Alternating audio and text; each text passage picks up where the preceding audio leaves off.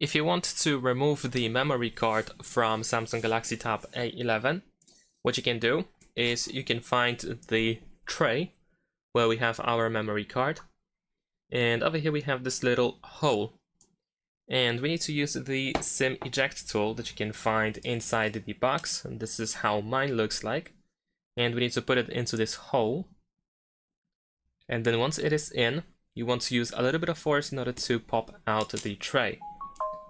And in this case, we're gonna use our fingernails in order to remove the SIM tray.